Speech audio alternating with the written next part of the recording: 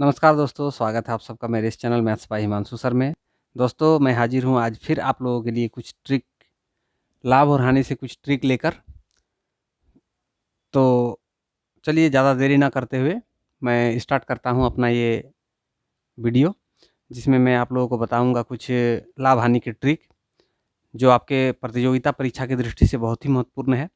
इस तरह के सवाल जो है आपके कॉम्पिटिटिव एग्ज़ाम में अक्सर पूछे जाते हैं और उसका हल सभी को पता होता है, लेकिन समय के कारण जो है उसको हल नहीं कर पाते हैं, समय अपना बचा नहीं पाते हैं, जिसके कारण उसको हल करने में असुविधा उनको होती है। तो उन्हीं के लिए है ये ट्रिक। आप इनको जो है अच्छा से देखिए और सीखिए कैसे करके इन प्रश्नों का हल किया जाता है।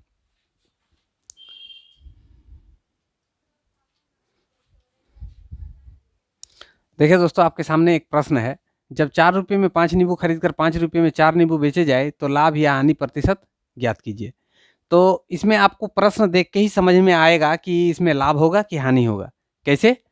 आप यहाँ पे देखिए, ये जो 4 रुपया है, जितना रुपया में वो खरीद रहा है, वस्तु की संख्या पर यहाँ पे निर्भर करता है कि ये कितना रुपया में कितना खरीद रहा है। यदि जितना रुपया में वो खरीद रहा है, उससे यदि संख्या में ज़्यादा है, ये जो वस्तु वो खरीद रहा है, उसकी संख्या अगर ज़्यादा है, तो इसी से हम लोग तय कर पाएँगे कि लाभ होगा कि हानि होगा। तो स्थिति इसमें देखना है कि यहाँ पे रुपया यानी कि पैसा जो है, पैसा कम होना चाहिए और यहाँ वस्तु की संख्या ज़्यादा होना चाहिए, तो उस स्थिति में लाभ होगा। और यदि यहाँ रुपया का संख्या मान बड़ा रहेगा और यहाँ पे वस्तु का संख्या का मान जो है छोटा रहेगा, तब उस स्थिति में हानि होगा। ठीक है ना? ये जो टाइप होता है, इस टाइप में हमेशा यही अंकों का प्रयोग किया जाता है। जैसे देख लीजिए, यहाँ 4 रुपये में 5 नींबू खरीद कर 5 रुपये में 4 नींबू बेची जाए, यही दोनों अंक का प्रयोग किया गया है, एक बार ऊपर में एक बार नीचे में, वही अंक है। इसमें अंक में कोई परिवर्तन नहीं किया गया है, इसीलिए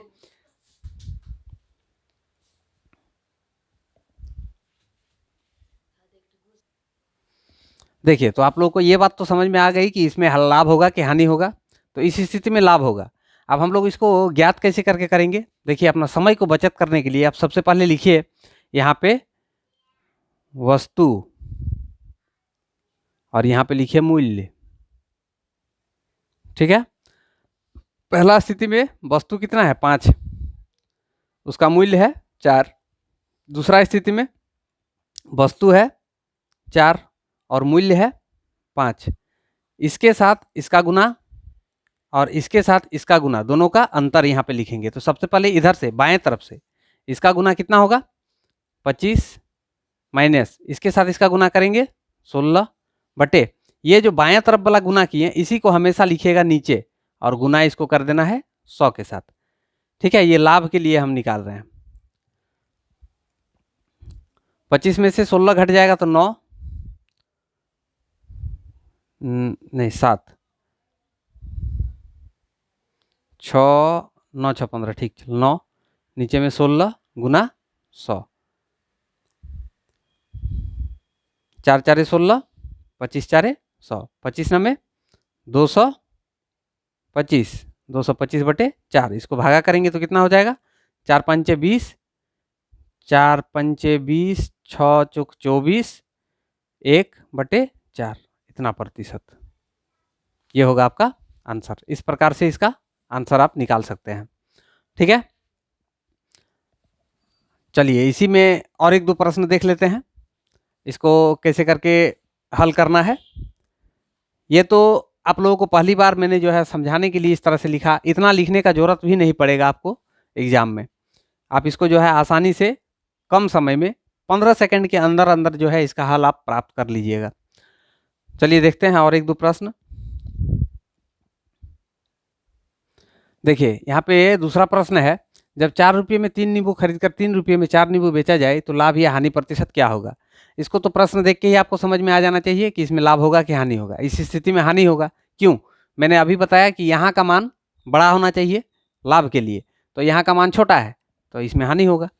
तो अब हम लोग उसी प्रकार से जैसे उसको बनाए, यहाँ पे लिखते हैं वस्तु और यहाँ पे लिखते हैं मूल्य। ठीक है? वस्तु कितना है? 3, मूल्य है 4। दूसरी स्थिति में वस्तु है 4 और मूल्य है 3। पहले ऐसे गुना और फिर ऐसे गुना, दोनों का अंतर हम लोग जो है यहाँ लिखेंगे। 4 4 16, बड़ा वाला को पहले लिखते हैं, और 3 तिया 9। लेकिन ये जो बायां तरफ वाला गुना हुआ इसी को हम लोग नीचे में लिखेंगे हमेशा, गुना 100। 9 7 16, 4 4 16, 25 4 100, 25 7 175, 175 बटे 4। 4 के साथ इसको भागा करना है। 4 4 16, 15, 4 तिया 12, 3 बच गया, 3 बटे 4। इतना प्रतिशत हानि, इसमें हानि होगा, है ना।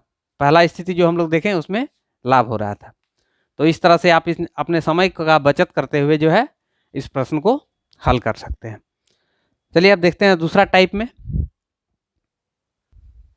दूसरा टाइप में किस प्रकार के प्रश्न होंगे आपके सामने। जैसे कि यहाँ पे आप देख रहे हैं कि ये दोनों ही संख्या का प्रयोग किया गया है, दोनों स्थिति में 4 और 3, और यहाँ पे 3 और 4। लेकिन इसी टाइप में जब आपको यहाँ पे कुछ मान दिया रहे और यहाँ पे कुछ अलग मान दिया रहे, तब कैसे करके बनाया जाए, उसके लिए भी एक विधि है। उस विधि के अनुसार हम लोग इसको बनाएंगे, उस ट्रिक के अनुसार बनाएंगे, ठीक है ना। चलिए देखते हैं उस टाइप में एक दो प्रश्न। हाँ देखिए, प्रश्न है, यदि 12 रुपये में 15 वस्तुएं खरीदकर 14 रुपये में 20 वस्तु बेची जाए तो लाभ या हानि प्रतिशत ज्ञात कीजिए। इससे पहले वाला जो प्रश्न था इससे बिल्कुल भिन्न था। क्यों? क्योंकि ये जो दोनों मान है, यही दोनों मान का प्रयोग यहाँ पे नहीं किया गया है, ये दोनों अलग अलग है। इसीलिए पिछले की तुलना में ये प्रश्न जो है भिन्न है।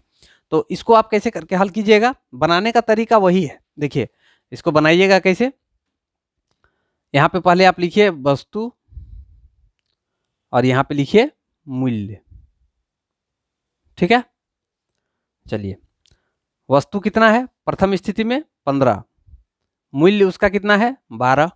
दूसरी स्थिति में वस्तु है 20 और उसका मूल्य है 14, ठीक है।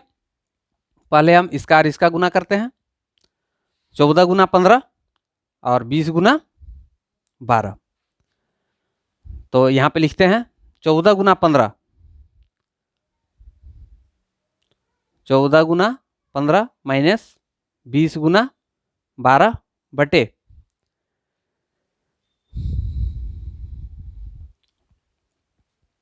ये जो 14 गुना 15, अब इसमें दायां साइड वाला, इसमें केवल इधर बायां साइड वाला नीचे में लिखाएगा। 14 गुना 15 और गुना यहाँ पे 100, ठीक है। अब इसको हल कर देना है। इसमें अगर प्लस में आया तो हम बोलेंगे लाभ हो रहा है, और यदि माइनस में आया तब बोलेंगे हानि हो रहा है, ठीक है ना।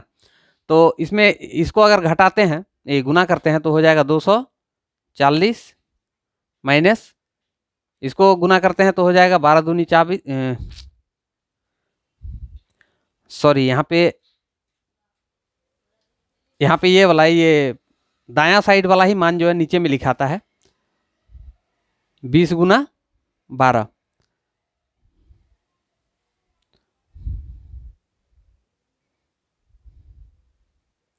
यहाँ पे हो जाएगा 210 और यहाँ पे 240 बटे 240 गुना 100। ये दोनों घटेगा तो -30, नीचे में है 240 गुना 100। एक जीरो इसका कट गया, 3 के साथ ये कटेगा, 3 8 24। चलिए 8 4 दूनी 8, 25, 2 के साथ 25 को भागा करने पर होता है 12.1/2। अब यहाँ पे चूंकि माइनस चिन्ह था तो ये माइनस चिन्ह क्या दर्शा रहा है कि इसमें हानि होगा, ठीक है ना। इतना प्रतिशत हानि। इसी में यदि प्लस चिन्ह आता है, इसका लास्ट जो इसका हम आंसर निकालते हैं उसमें यदि कैलकुलेट करने के बाद प्लस में आता है, धनात्मक आता, तब हम बोलते हैं क्या इसमें लाभ हो रहा है। लेकिन इसमें आया माइनस में, इसीलिए इसको हम बोलेंगे हानि हो रहा है, ठीक है ना। इस प्रकार से आप इसको हल कर सकते हैं।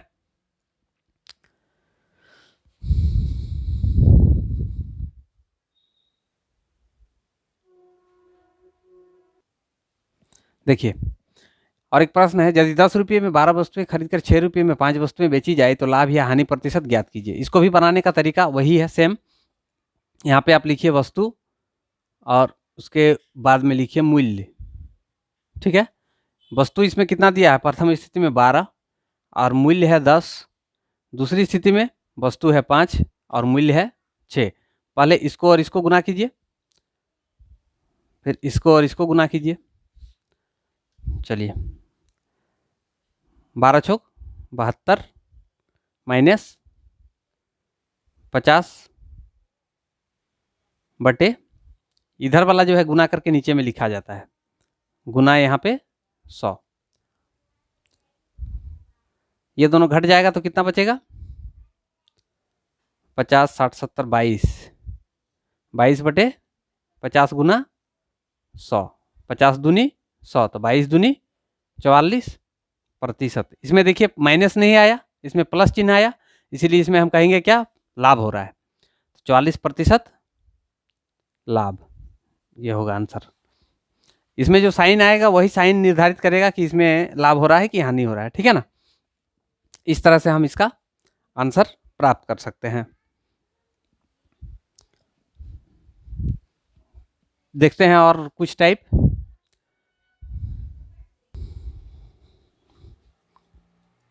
देखिए, एक प्रश्न है, यदि 2 गायों में से प्रत्येक का विक्रय मूल्य 4,675 रुपया हो तथा एक को 15% लाभ पर और दूसरे को 15% हानि पर बेचा जाए तो कुल सौदे में लाभ या हानि प्रतिशत ज्ञात कीजिए। तो दोस्तों आप लोग ध्यान रखिएगा, इस तरह का जब भी सवाल आए, इस तरह के सवाल में यदि आपको ये परसेंटेज मान दोनों समान दिखाई दे रहा हो, ठीक है, दोनों ये परसेंटेज मान अगर समान हो तो इसमें ये जो मान दिया हुआ है इस मान का कोई महत्व नहीं है, इसको हम नहीं लेकर भी इस पूरा गणित को हल कर सकते हैं। केवल ये याद रखिए कि इसमें विक्रय मूल्य जो है दोनों स्थिति का समान रहेगा। दो गाय है, प्रत्येक का विक्रय मूल्य इतना रुपया यहाँ पे बोल रहा है। विक्रय मूल्य ये यहाँ पे दर्शाने का अर्थ यही है कि दोनों का विक्रय मूल्य जो है समान है, केवल यही हमको मान के चलना है। ठीक है ना, इससे हमको कोई लेना देना नहीं है। इस प्रश्न में हमेशा, इस तरह के प्रश्न में जो है, यदि ये परसेंटेज मान हमेशा समान दिया हुआ रहे तो उसमें हमेशा हानि होता है। इस स्थिति को आप लोग याद कर लीजिए, मन में बैठा लीजिए कि ऐसा स्थिति रहेगा तो इसमें हानि ही आएगा आंसर। तो इसका हानि निकालने का फॉर्मूला क्या होता है, हानि प्रतिशत बराबर जो प्रतिशत मान दिया है उसको लिखिए ऊपर, नीचे में लिखिए 10 और इसका कर दीजिए होल स्क्वायर। ठीक है, 15 15 225 और 10 10 है 100। अगर 100 के साथ इसको हम भागा करते हैं तो 2.25 प्राप्त होगा, इतना प्रतिशत हानि, यही होगा आपका आंसर। इस प्रकार से इस टाइप में जितने भी प्रश्न दिए रहे उसका आप हल कर सकते हैं। ठीक है, चलिए और एक टाइप है उसको देख लेते हैं। इसी टाइप में अगर ये प्रतिशत मान अलग अलग दिया रहेगा तब कैसे करके उसका हल किया जाए। देखिए दोस्तों, एक प्रश्न है, यदि 2 पंखे में से प्रत्येक का विक्रय मूल्य समान हो तथा एक को 10% हानि तथा दूसरे को 5% लाभ पर बेचा गया हो तो प्रतिशत लाभ या हानि ज्ञात कीजिए। देखिए दोस्तों, इस प्रश्न को बनाने का सही तरीका क्या है, इसको आप बनाइएगा। लाभ या हानि होगा इसका निर्णय हम लोग करेंगे, उसका जो लास्ट में मान आएगा वो अगर धनात्मक आता है तो लाभ होगा और ऋणात्मक आता है तो हानि होगा, वो तो हम लोग लास्ट में तय करेंगे। ठीक है ना, पहले इसका बनाने का तरीका क्या है वो हम लोग देखते हैं। पहले लिखेंगे 100, फिर यहाँ पे लाभ का जो प्रतिशत मान दिया है उसको लिखेंगे। तो लाभ का प्रतिशत मान कितना है 5 और हानि का प्रतिशत मान कितना है 10, उसको घटा के लिखना है यहाँ पे। फिर यहाँ पे माइनस चिन्ह देना है और यहाँ पे लिखना है 2 × 5 × 10 और नीचे में लिखना है 200, उसके बाद प्लस लाभ का जो प्रतिशत मान है वो, उसके बाद फिर माइनस हानि का जो प्रतिशत मान है वो। इसको इस तरह से आप लिख लिए। अब इसको हल कर दीजिए। 100 यहाँ पे गुना, ये दोनों घटेगा तो कितना हो जाएगा -5। चलिए इसको ऐसे लिख देते हैं, माइनस ये देखिए 5 दूनी 10, 10 गुना 10 100। चलिए यहाँ पे फिर 200 210, 210 में से 200 में से 10 घट जाएगा तो हो जाएगा 190, 190 में 5 जोड़ देंगे तो 195, 195 यहाँ हो गया। अब इसको इससे अगर हम गुना करते हैं तो -500 आता है, -500 और -100 दोनों जुड़ जाएगा तो हो जाएगा -600 बटे 195, ठीक है। इसको भागा करने से हम लोग को प्राप्त होगा कितना, 13.1 बटे 3.1/13, 3.1/13 इतना प्रतिशत। अब यहाँ पे चूंकि माइनस में था मान, 195 से भागा देंगे तो ये तो माइनस ही रहेगा, तो यहाँ माइनस चिन्ह क्या दर्शा रहा है कि इसमें हानि हो रहा है, पूरे सौदे में हानि हो रहा है, तो इसीलिए इतना प्रतिशत हानि, ये होगा आपका आंसर।